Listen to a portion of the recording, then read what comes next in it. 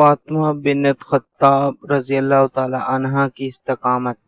جب سیدنا عمر رضی اللہ تعالی عنہ نے یہ سنا کہ ان کی بہن اور بہنوئی بھی مسلمان ہو گئے ہیں تو وہ آگ بگولا ہو گئے اور فوراً ان کے دروازے پہ پہنچے، دستک دی۔ اندر سے پوچھا گیا کون ہے؟ سیدنا عمر رضی اللہ تعالی عنہ نے جواب دیا، خطاب کا بیٹا۔ اس وقت گھر کے اندر موجود افراد قرآن پاک کی تلاوت میں مصروف تھے۔ انہوں نے جو سیدنا عمر رضی اللہ تعالی عنہ کی آواز سنی تو جلدی سے چھپ گئے اور صفحہ اسی طرح پڑا رہ گیا۔ حضرت سیدنا عمر رضی اللہ تعالی عنہ نے گھر میں قدم رکھا، بہن نے عمر کے تیور دیکھے تو جلدی سے اسے چھپا لیا۔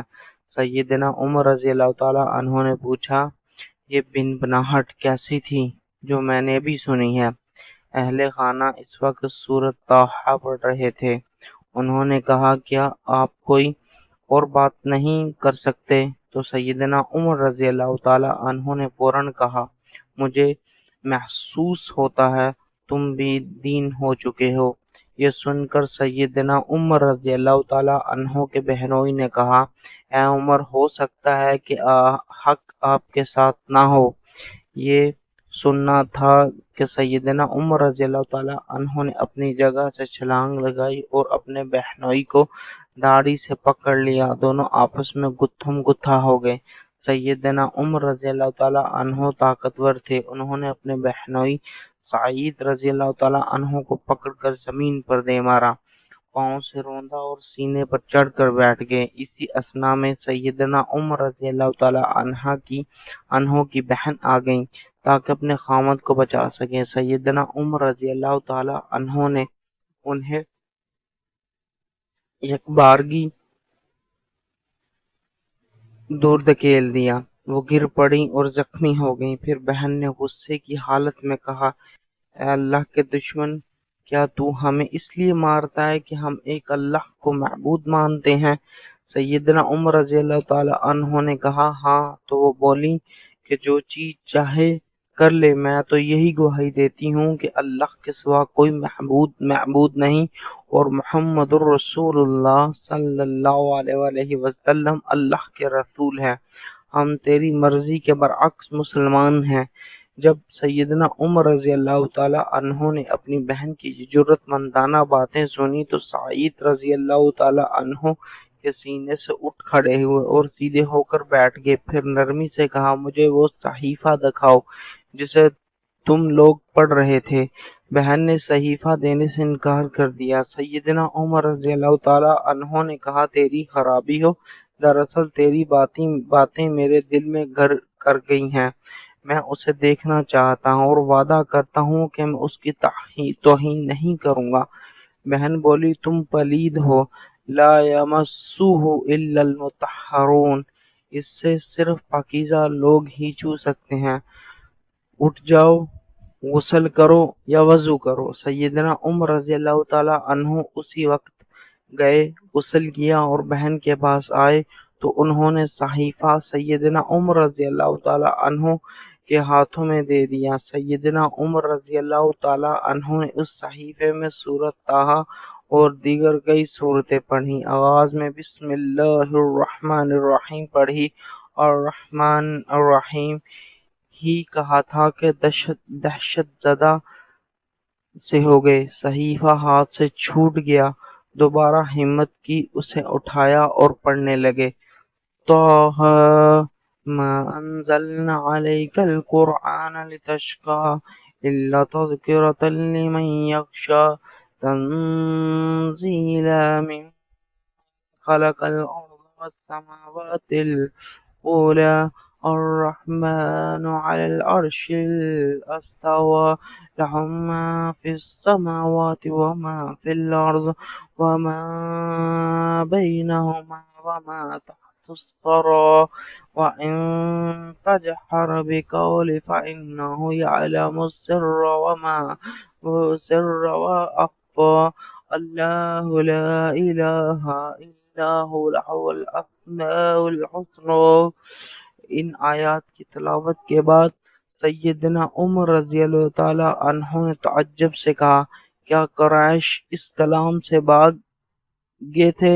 پھر مسلسل پڑھتے رہے۔ جب اللہ کے اس فرمان عالی پر پہنچے، اننی انا اللہ لا الہ الا انا فاعبدونی واقیم الصلاة لذکر ان الساعة آتیات کاقاد اخفیها لتجزى كل نفس بما تسعى فلا يصدنك عنها من لا يؤمن بها واتبع اهواءه فتردى۔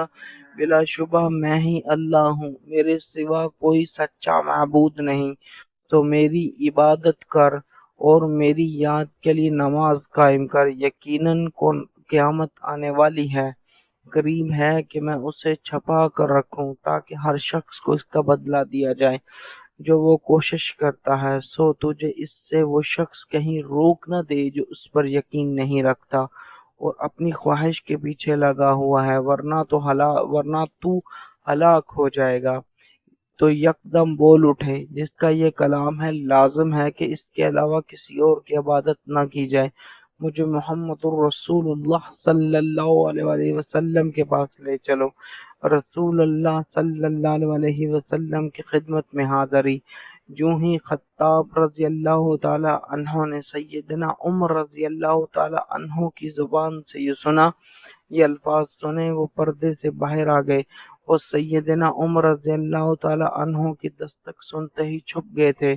انہوں نے کہا، اے عمر، خوش ہو جائیے، میرا خیال ہے کہ نبی صلی اللہ علیہ وسلم نے سوموار کے دن جو دعا فرمائی تھی وہ آپ کے حق میں قبول ہو گئی ہے۔ آپ صلی اللہ علیہ وسلم نے دعا کی تھی،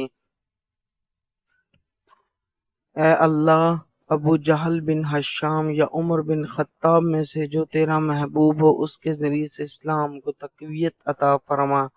سیدنا عمر رضی اللہ تعالی عنہ نے کہا، بس اب مجھے نبی صلی اللہ علیہ وسلم کے پاس لے چلو۔ جب ان کی بہن بہنوئی اور حضرت خباب رضی اللہ تعالی عنہ نے حضرت عمر رضی اللہ تعالی عنہ کے لہجے کی سچائی پہچان لی تو کہا، محمد الرسول اللہ صلی اللہ علیہ وسلم کوہ صفا کی نچلی جانب تشریف فرما ہے۔ سیدنا عمر رضی اللہ تعالی عنہ نے اپنی تلوار سونتی، دار ارقم پہنچے اور دروازہ کھٹکھٹایا۔ وہاں موجود لوگوں نے سیدنا عمر رضی اللہ تعالی عنہ کی آواز سنی تو گھبرا گئے۔ کوئی بھی آگے بڑھ کر دروازہ کھولنے کی جرأت نہ کر سکا، کیونکہ سب جانتے تھے کہ عمر اسلام اور پیغمبر کے کس قدر خلاف ہے۔ لوگوں کو خوف زدہ دیکھ کر سیدنا حمزہ رضی اللہ تعالی عنہ آگے بڑھے، پوچھا کون ہے؟ انہوں نے کہا عمر آیا ہے۔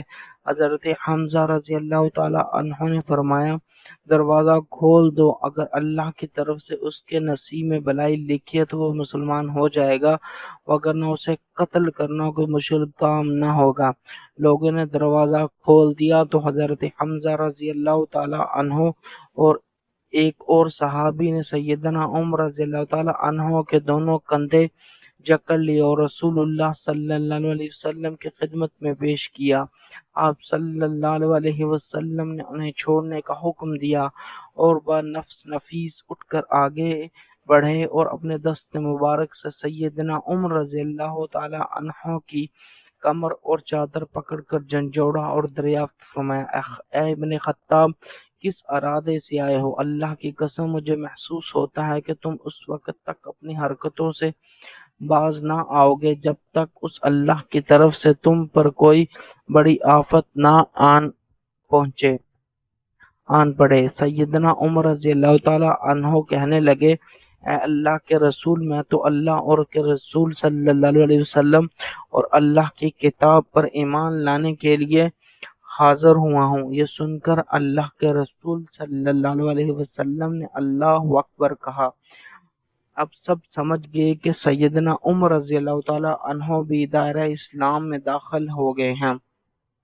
سیدنا عمر رضی اللہ تعالی عنہ کے ایمان لانے کے بعد سب مسلمانوں کو یقین ہو گیا کہ سیدنا حمزہ اور سیدنا عمر رضی اللہ تعالی عنہ کی معیت میں اب وہ مضبوط ہو گئے ہیں اور اب وہ اللہ کے رسول صلی اللہ علیہ وسلم کا دفاع بھی کر سکتے ہیں، اور ہر قسم کے دشمن